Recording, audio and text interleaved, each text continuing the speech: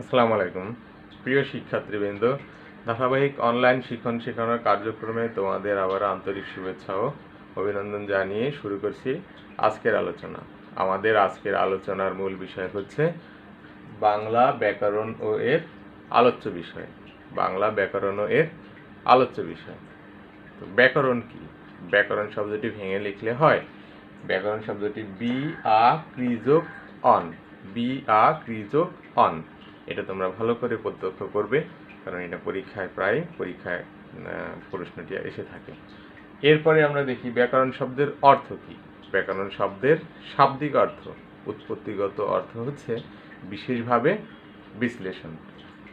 তো আমরা ব্যাকরণ শব্দটি ভেঙে লিখলে কি হয়, ব্যাকরণ শব্দটির শাব্দিক অর্থ কি জেনে নিলাম। এখন আমরা জানব ব্যাকরণ কাকে বলে। অর্থাৎ যে শাস্ত্রে কোনো ভাষার বিভিন্ন উপাদানের গঠন প্রকৃতির স্বরূপ বিশ্লেষণ করা যায় এবং বিভিন্ন উপাদানের সম্পর্ক ও প্রয়োগ বিধি সম্পর্কে জানা যায় বা আলোচিত হয়, তাকে ব্যাকরণ বলে। আমরা বইয়ের সংজ্ঞা বলছি, যে শাস্ত্রে কোনো ভাষার বিভিন্ন উপাদানের গঠন প্রকৃতি ও স্বরূপ বিশ্লেষণ করা যায় এবং বিভিন্ন উপাদানের সম্পর্ক নির্ণয়ে প্রয়োগ বিধি সম্পর্কে আলোচনা হয়, তাকে বলা হয় ব্যাকরণ। তাহলে বাংলা ব্যাকরণ কি? সেম একই রকম, শুধু বাংলা শব্দটা উল্লেখ করতে হবে। যে শাস্ত্রে বাংলা ভাষার বিভিন্ন উপাদানের গঠন প্রকৃতি ও স্বরূপ বিচার বিশ্লেষণ করা যায় এবং বিভিন্ন উপাদানের সম্পর্ক নির্ণয় প্রয়োগ বিধি সম্পর্কে জানা যায়। বাংলা ভাষার বিভিন্ন উপাদানের সম্পর্ক নির্ণয় প্রয়োগ বিধি সম্পর্কে জানা যায়, তাকে বলা হয় বাংলা ব্যাকরণ। এখন বাংলা ব্যাকরণ বলতে আমরা জানলাম বাংলা ব্যাকরণ কি। এখন বাংলা ব্যাকরণ কি নিয়ে আলোচনা করে? বাংলা ব্যাকরণের প্রধান আলোচ্য বিষয় হচ্ছে চারটি। বাংলা ব্যাকরণের প্রধান আলোচ্য বিষয় হচ্ছে চারটি। 1 নম্বর ধ্বনি তত্ত্ব, 2 নম্বর রূপ বা শব্দ তত্ত্ব, 3 নম্বর বাক্য তত্ত্ব, 4 নম্বর বাগর্থ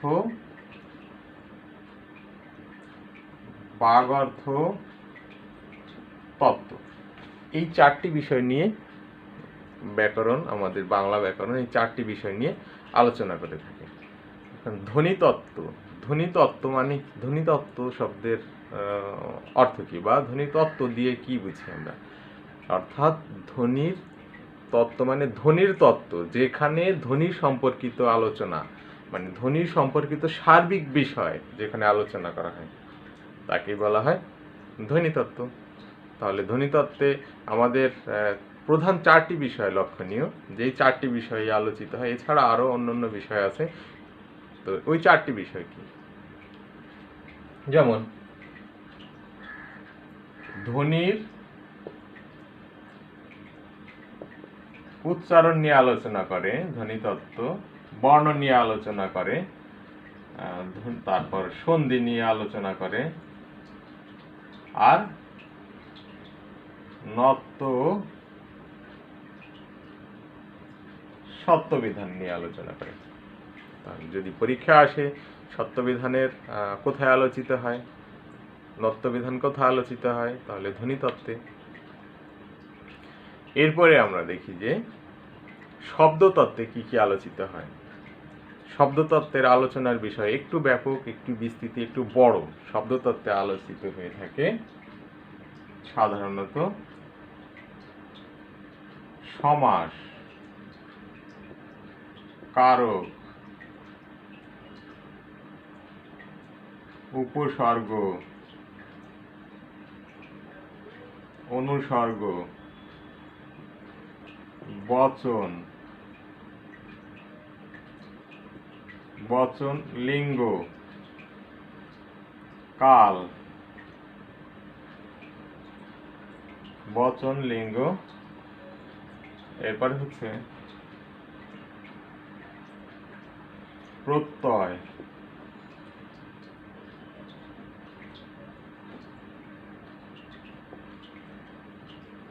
ইত্যাদি।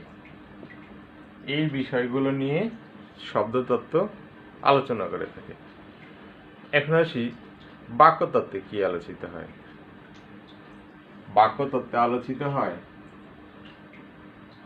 বাক্যের গঠন, বাক্যের শ্রেণীবিভাগ, বাক্য বিশ্লেষণ, এই সকল বিষয় নিয়ে বাক্যতত্ত্ব আলোচনা করে থাকে। এই শব্দ, বাক্য আর ধ্বনিতত্ত্ব নিয়ে বিস্তারিত আলোচনা আবার আমরা পরবর্তী অধ্যায়গুলোতে পাবো, সেখানে আমরা এই বিস্তারিত আলোচনা করব। অর্থতত্ত্বে কি কি আলোচিত হয়? অর্থতত্ত্বে আলোচিত হয় অর্থের বিচার,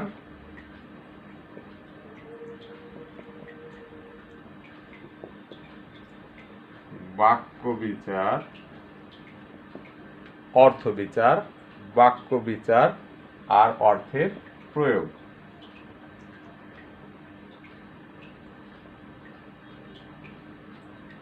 এই বিষয়গুলোই আমাদের ব্যাকরণ বইয়ের অন্তর্ভুক্ত।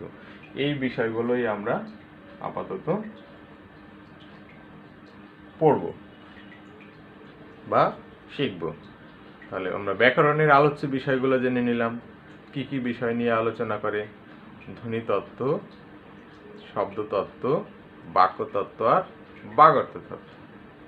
এখন আসি প্রথম যে বিষয় নিয়ে আলোচনা করে, ধ্বনিতত্ত্ব কি? তত্ত্ব, ধ্বনি তত্ত্ব মানে ধ্বনি সম্পর্কীয় আলোচনা থাকে যেখানে, ধ্বনির তথ্য পাওয়া যায় যেখানে, সেটাই হচ্ছে ধ্বনিতত্ত্ব। অর্থাৎ তাহলে ধ্বনি কি? আমরা জানি যে বাক যন্ত্রের সাহায্যে উচ্চারিত আওয়াজ বা সাউন্ডকে ধ্বনি বলে। বাকযন্ত্র, এখন আবার বাকযন্ত্র কি? আমি অন্য একটা লেসনে তোমাদের আমি শিখিয়েছিলাম, অন্য একটা পাঠে। বাকযন্ত্র কি? এই ফুসফুস থেকে বাতাস বের হওয়ার সময় এই ধ্বনির উচ্চারণে যে সকল অঙ্গ সহায়তা করে সেগুলোই হচ্ছে বাকযন্ত্র। তাহলে ফুসফুস থেকে শুরু করে গলনালী, জিহ্বা, দাঁত, ঠোঁট, উপর তালু, নিচের তালু, এগুলো সবই হচ্ছে বাকযন্ত্রের অন্তর্ভুক্ত। আমরা জানলাম যে ধ্বনি কি? তাহলে ধ্বনি হচ্ছে শব্দের মূল একক বা শব্দের প্রাণ বলা হয় যাকে। তাহলে এখন আমরা বর্ণ কি জানবো। এই যে আমি বললাম যে ধ্বনি কি, মানুষের বাকযন্ত্রের সাহায্যে উচ্চারিত আওয়াজ বা সাউন্ড। যেমন অ, আমি যদি বলি অ, আ, ই, ক, খ, গ, চ, সবগুলো কি হচ্ছে ধ্বনি। তাহলে প্রশ্ন হতে পারে, তাহলে বর্ণ কি? যে এগুলো যদি ধ্বনি হয় তাহলে বর্ণ কি? বর্ণ হচ্ছে এই ধ্বনির সাংকেতিক রূপ, অর্থাৎ লিখিত রূপ। তাহলে আমি বর্ণের সংজ্ঞা কি লিখব? বর্ণের সংজ্ঞা কি বলবো? ধ্বনির লিখিত রূপকে বর্ণ বলে। ধ্বনির লিখিত রূপকে বা সাংকেতিক রূপকে বর্ণ বলা হয়। যেমন মুখে আমি যদি বলি অ, আর এখানে আমি যখন লিখব অ, মুখে বলি আ, এখানে লিখব আ, মুখে বলি ই, এখানে লিখলাম আমি ই। এই যে লেখার পরে যে একটা চিহ্ন আমাদের প্রত্যক্ষ হয়, চোখে আমরা দেখতে পাই, এগুলোই হচ্ছে কি বর্ণ। তাহলে কি দাঁড়ালো? ধ্বনি নির্দেশক চিহ্নকে বর্ণ বলে। পরবর্তী আলোচনায় আমরা দেখব যে শব্দতত্ত্ব বা রূপতত্ত্ব। তাহলে শব্দ কি? শব্দ হচ্ছে এক বা একাধিক ধ্বনি মিলে যখন একটি পূর্ণ অর্থ প্রকাশ করে তখন তাকে শব্দ বলে। এক বা একাধিক ধ্বনি মিলে যখন পূর্ণ অর্থ প্রকাশ করে তখন তাকে বলা হয় শব্দ। যেমন এ ক স, তিনটা ধ্বনি মিলে একটা সংখ্যা নির্দেশ করেছে। এরপরে আমি যদি বলি আ যোগ ম, দুইটা ধ্বনি বা বর্ণ মিলে একটা শব্দ অর্থ প্রকাশ করেছে।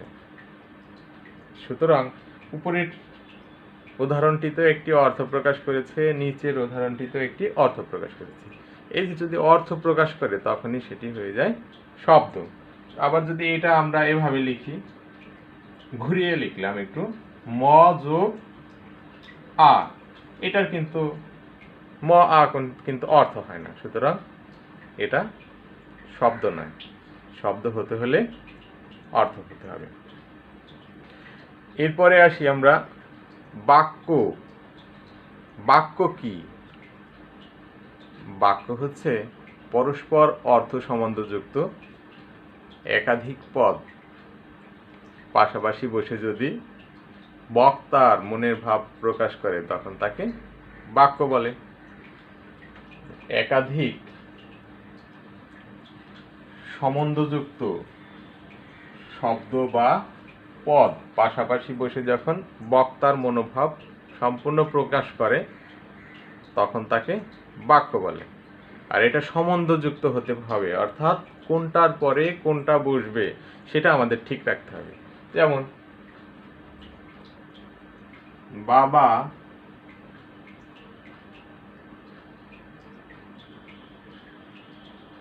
মাছ থেকে বাজার এনেছেন, এই বাক্যে কিন্তু বক্তার মনোভাব সম্পূর্ণ প্রকাশিত হয়নি। কারণ যেখানে যে শব্দ লেখার কথা ছিল, যে শব্দের সাথে যে শব্দের সম্বন্ধ প্রকাশের কথা ছিল সেটা রক্ষিত হয়নি, সুতরাং এটা বাক্য হয়নি, বক্তার মনোভাব সম্পূর্ণ প্রকাশিত হয়নি। কারো কাছে যদি এই কথাটি বলি, বাবা মাছ থেকে বাজার এনেছে, বলবে উদ্ভট আর পাগল ছাড়া আর কিছু না, মাছ থেকে কি বাজার আনা যায়? তাহলে আমাদের বলতে হবে কি, এটা বাবা বাজার থেকে মাছ এনেছেন। এই যে সাজিয়ে লেখা, একটার সাথে আর একটা সম্পর্ক প্রকাশ করা, কোনটার পরে কোনটা হবে, এটাই হচ্ছে বাক্যের কি সম্বন্ধ। সুতরাং বাক্যের মধ্যে শব্দের এই সম্বন্ধকে গুরুত্ব দিয়েই আমাদের বাক্য লিখতে হবে।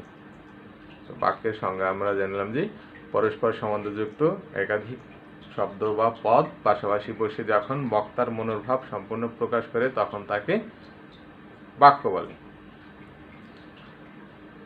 ব্যাকরণের আলোচ্য বিষয়ের পরবর্তী বিষয়টি, আমাদের আলোচনার বিষয়টি হচ্ছে প্রাতিপদিক।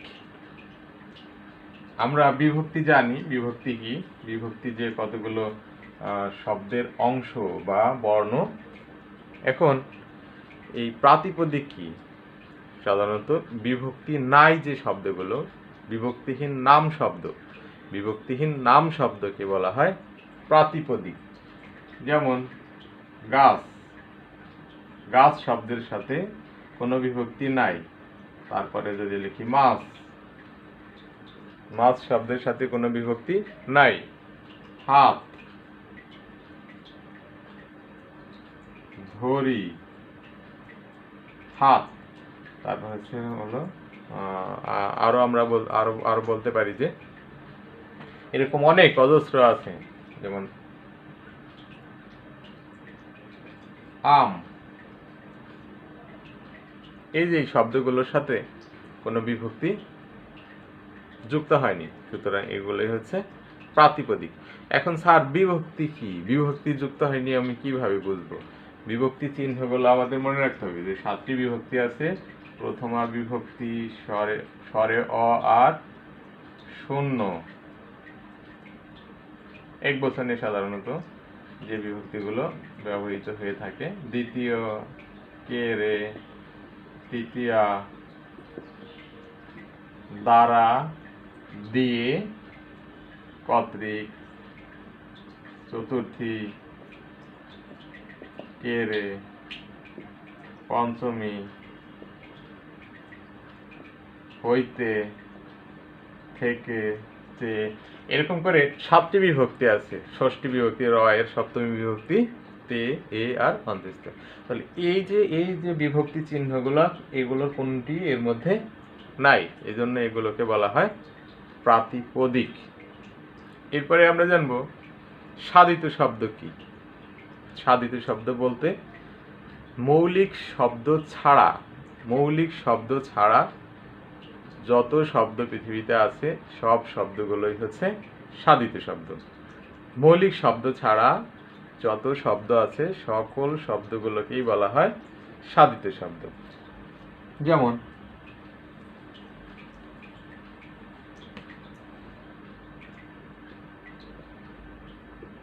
হাতা, আমি যে এই যে জামাটা পরেছি এটার নাম, এটা কি একটা হাতা। তাহলে হাতা কি একটা সাধিত শব্দ, কারণ এখানে এটাকে আলাদা করা যায়, মৌলিক অংশকে বাদ দিলে আর একটা তা প্রত্যয় থেকে যায়। তাহলে এটা কি, এটা হচ্ছে একটা সাধিত শব্দ। তেমনি জাতা, মাথা, যাজকতা, মাজকথা, মাথা। তাহলে এই যে মৌলিক বলা হয়েছে যে মৌলিক শব্দ ছাড়া আর বাকি যত শব্দ আছে সবই হচ্ছে সাধিত শব্দ। এখন সাধিত শব্দ কত প্রকার? সাধিত শব্দ হচ্ছে 2 প্রকার। সাধিত শব্দ 2 প্রকার, এক হচ্ছে নামবাচক আর একটা হচ্ছে ক্রিয়াবাচক। নামবাচক আর ক্রিয়াবাচক। তাহলে এগুলো আমরা জেনে নিলাম যে নামবাচক। এখন আমরা ক্রিয়াবাচকের উদাহরণ দিব। ক্রিয়াবাচক যেমন ধরা, ধর্যোগ আ, করা, করযোগ আ, মারা সমান মারযোগ আ। এই যে 2 প্রকার। তাহলে সাধিত শব্দ 2 প্রকার, একটা হলো নামবাচক আর একটা হলো ক্রিয়াবাচক সাধিত শব্দ। অর্থাৎ নাম শব্দের সাথে প্রত্যয় যুক্ত হয়ে আপত্যয় যুক্ত হয়ে গঠিত হয় নামবাচক সাধিত পদ শব্দ, আর হচ্ছে ক্রিয়াবাচক শব্দ হয় হচ্ছে ক্রিয়া ধাতু বা ক্রিয়ামূলের সাথে যুক্ত হয়। এরপরে আমরা দেখি যে পরবর্তীতে আছে প্রকৃতি ও প্রত্যয়। এখন প্রকৃতি কি? প্রকৃতি বলতে বোঝায় কোনো শব্দের যে অংশকে আর ক্ষুদ্র ক্ষুদ্র অংশে বিশ্লেষণ বা বিভক্ত করা যায় না তাকে বলা হয় প্রকৃতি। আমি আবার বলছি, কোনো শব্দের যে অংশকে আর ক্ষুদ্র ক্ষুদ্র অংশে বিভক্ত করা যায় না তাকে বলা হয় প্রকৃতি। প্রকৃতিও আবার 2টা শ্রেণীতে বিভক্ত করা হয়। প্রকৃতি আবার 2 প্রকার বিভক্ত করা হয়, একটা হচ্ছে নাম প্রকৃতি আর একটা হচ্ছে ক্রিয়া প্রকৃতি। প্রকৃতি 2 প্রকার। প্রকৃতি নাম ও ক্রিয়া। নাম প্রকৃতি আর ক্রিয়া প্রকৃতি। যেমন নাম শব্দ থেকে নাম শব্দের মূল অংশকে বলা হয় নাম প্রকৃতি, আর ক্রিয়া শব্দের মূল হচ্ছে ক্রিয়া প্রকৃতি। তাহলে নাম শব্দের আমরা উদাহরণ দিলে আরেকটু বেশি ধারণাটি আমাদের কাছে পরিষ্কার হয়ে যাবে। যেমন হাতল, ফুলেল, হাতল ফুলেল, মুখর, হাতল ফুলেল মুখর। যদি নাম প্রকৃতির উদাহরণ আমরা দিতে পারি, আবার ক্রিয়া প্রকৃতির উদাহরণ আমরা এরকম বলতে পারি যে লিখিত, লিখিত জমা, লিখিত জমা আর হচ্ছে চলন্ত। এখন দেখি আমরা হাত যোগ অল ভেঙে লিখলে ফুল যোগ এল, মুখ যোগ র, লিখ যোগ ইত, জম যোগ আ, চল যোগ অন্ত। এখন বলা হয় ক্রিয়ার এই ক্রিয়া পদের মূল অংশ, এই যে এই মূল অংশটাই হচ্ছে ক্রিয়া প্রকৃতি। আর এখানে নাম শব্দের এই যে না হাতল, হাতল যেটাকে ধরা হয়, ডান্ডি যেটাকে বলা হয়, তাহলে হাতল শব্দের এই যে হাত, ফুলের শব্দের ফুল, মুখর শব্দের মুখ, নাম প্রকৃতির উদাহরণ। এরপর আমরা দেখি প্রত্যয়। প্রত্যয় সাধারণত একটা প্রশ্ন থাকে যে প্রত্যয় কোথায় যুক্ত হয়, শব্দের আগে না পরে? শব্দের পরে যুক্ত হয়। এখন প্রত্যয় কি? কোনো শব্দ গঠনের উদ্দেশ্যে নাম অথবা ক্রিয়া প্রকৃতির পরে যে শব্দাংশ যুক্ত হয়, শব্দের একটা অংশ যুক্ত হয়, তাকে বলা হয় প্রত্যয়। এখানে আমরা এই উদাহরণের মধ্যে আমরা দেখি যে প্রকৃতির সাথে বলা হয় যে প্রকৃতির সাথে, তাহলে প্রকৃতি আমরা জেনে নিলাম এগুলো হচ্ছে প্রকৃতি। আর প্রকৃতির একটা চিহ্ন আছে, ক্রিয়া প্রকৃতি, এই যে এরকম একটা চিহ্ন দিতে হয়, এটা হচ্ছে প্রকৃতি চিহ্ন। আমি এখানে দিয়ে দেখাচ্ছি, এই যে প্রকৃতি চিহ্ন। তাহলে এই যে আমরা দেখলাম যে প্রকৃতি চিনে নিলাম, প্রকৃতি জানলাম, আমরা কি এখন আমরা প্রত্যয়টা আলাদা করব এখান থেকে। তাহলে বলা হচ্ছে যে প্রকৃতির সাথে যে শব্দের অংশ যুক্ত হয়, তাহলে এই যে শব্দের অংশ যুক্ত হয়েছে ইত, সরেয়া, অন্ত, এখানে অল, এল, বয়শূন্য র, এগুলোই হচ্ছে কি প্রত্যয়। তাহলে প্রত্যয় আবার শ্রেণী বিভাগ, আমরা জানি যে প্রত্যয় দুই ভাগে বিভক্ত। একটা হচ্ছে কৃৎ প্রত্যয় আর একটা হচ্ছে তদ্ধিত প্রত্যয়। একটা কৃৎ প্রত্যয় আর একটা তদ্ধিত প্রত্যয়। এখন প্রত্যয় দুই ভাগে বিভক্ত।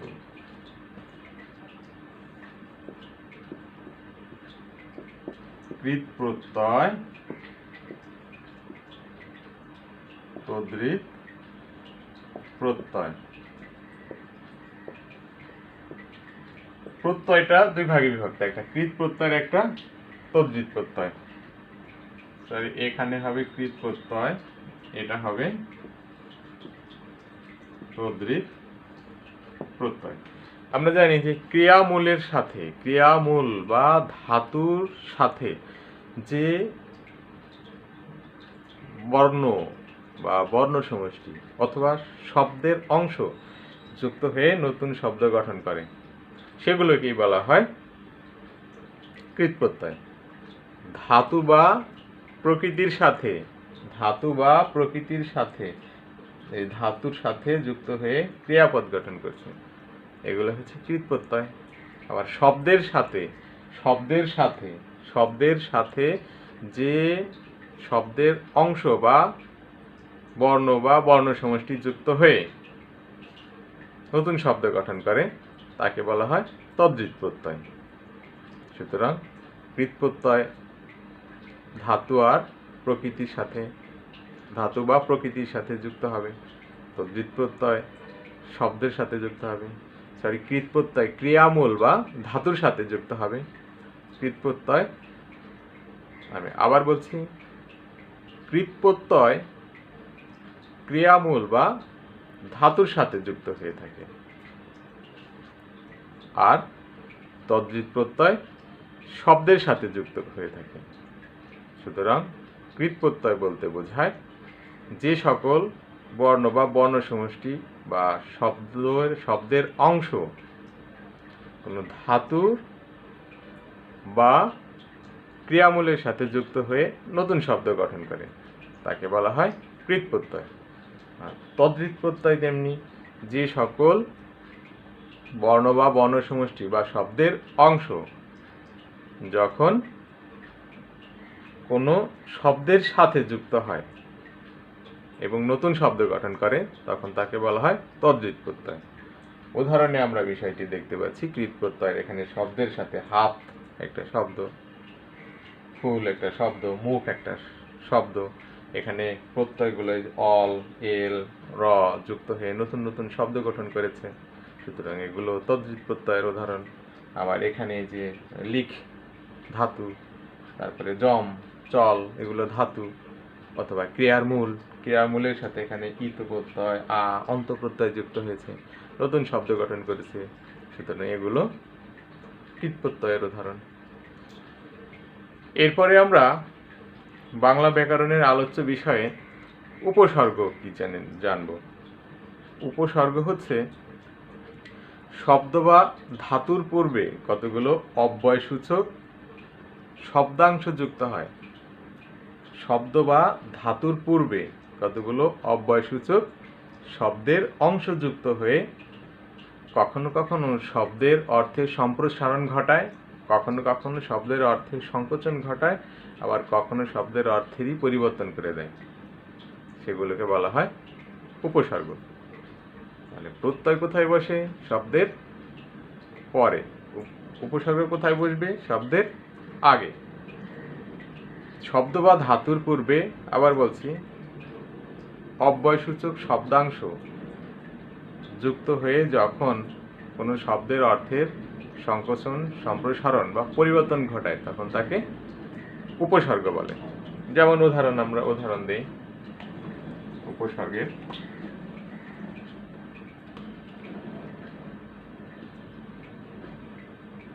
উপসর্গ উদাহরণ, প্র একটা উপসর্গ, হার আমরা গলায় দিই, এটা হয়ে গেল প্রহার। অ একটা উপসর্গ, কাজের সাথে যুক্ত করলে হয়ে যায় অকাজ। এই যে বলা হয়েছে যে বর্ণ বা বর্ণ সমষ্টি বা শব্দের অংশ অন্য শব্দের আগে বসে নতুন শব্দ গঠন করে শব্দের অর্থের সংকোচন, সম্প্রসারণ ঘটিয়ে থাকে, এগুলোই হচ্ছে কি উপসর্গ। এখন উপসর্গের শ্রেণী বিভাগ আছে, 3টা শ্রেণীতে বিভক্ত করা হয়। উপসর্গ 3 প্রকার। এক হচ্ছে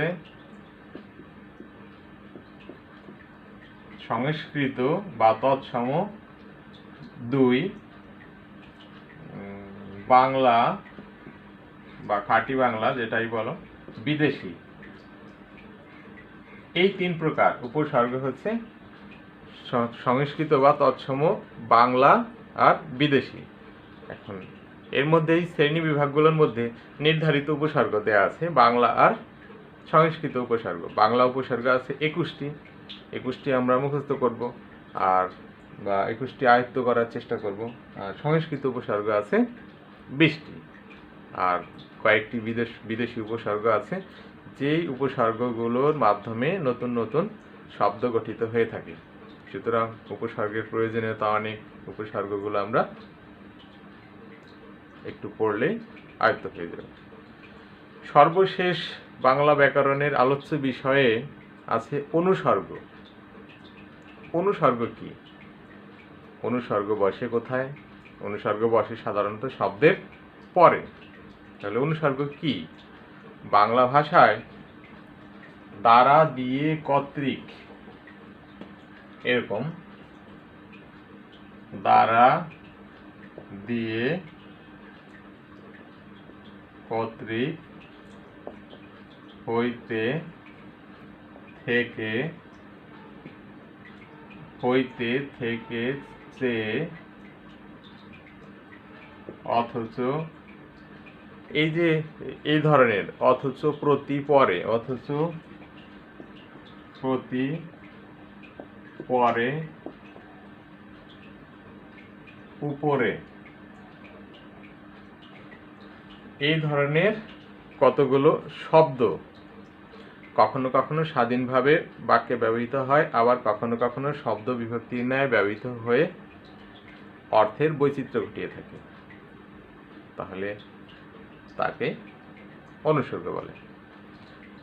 এর ধরনের দ্বারা, দিয়ে, কর্তৃক, হইতে, থেকে, চেয়ে, উপরে, নিচে বা প্রতি, ইত্যাদি কতগুলো শব্দ কখনো কখনো স্বাধীনভাবে বাক্যে ব্যবহৃত হয়, কখনো কখনো আবার এগুলো বাক্যে ব্যবহৃত হয়ে শব্দ বিভক্তির ন্যায় কাজ করে, অর্থাৎ শব্দ বিভক্তির ন্যায় ব্যবহৃত হয়ে বাক্যের অর্থের বৈচিত্র্য ঘটায়। এগুলোকে বলা হয় অনুসর্গ। যেমন উদাহরণ দেওয়া যাক, দিয়েতে একটা বা দ্বারা দিয়ে, মন দিয়ে গড়া, এই যে এখানে দিয়ে